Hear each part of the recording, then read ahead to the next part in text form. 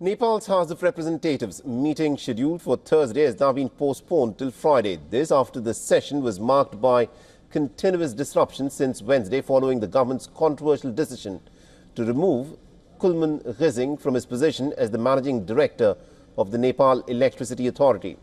The decision came after a cabinet meeting which cited several reasons for Ghising's removal, including his failure to submit a performance evaluation report on time, signing agreements without prior government approval, and not collecting outstanding electricity tariffs from industrial consumers. Now, this move had sparked widespread backlash, with opposition parties disrupting both houses of the parliament, demanding an explanation from Prime Minister KP Sharma Oli. However, Nepal's Prime Minister has refused to provide an explanation in the parliament, insisting that the removal of Ghising does not warrant one. Meanwhile, Kulman Ghising has filed a plea in the Supreme Court challenging his dismissal. Ghising has sought an interim order to annul the government's decision and reinstate him as NEA's managing director.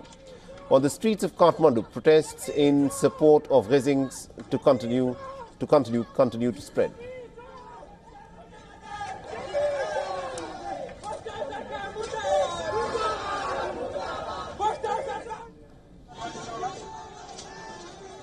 The crowds have rallied, showing strong support for the man credited with stabilizing Nepal's electricity supplies. The situation turned pretty intense as clashes broke out between the demonstrators and the police. The protesters burnt effigies of Prime Minister KP Sharma Oli and the Energy Minister Deepak Khadga.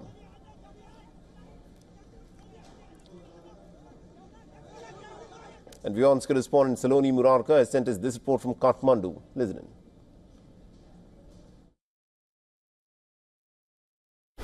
Days after government's decision to sack the NEA chief, Kulman Ghising, Ghising has decided to challenge this decision at the Supreme Court.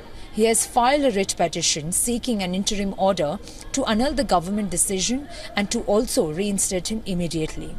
Meanwhile, tensions are high in the Nepal's parliament, where opposition parties have been obstructing the proceedings since 2 days, demanding an explanation from the Prime Minister himself over Ghising's dismissal. To which Prime Minister Oli has said that a removal of a government employee does not warrant for a parliament clarification. Ghising is considered to be an individual who has been able to put an end to the long-hour power cuts in the Himalayan nation. Therefore, the dismissal of him from his position has stirred uproar not only with the opposition parties but also with the ruling partners like Nepali Congress. Many of the key leaders from the Nepali Congress have publicly opposed and criticized this government's decision, and therefore it has created a difference among the ruling alliance.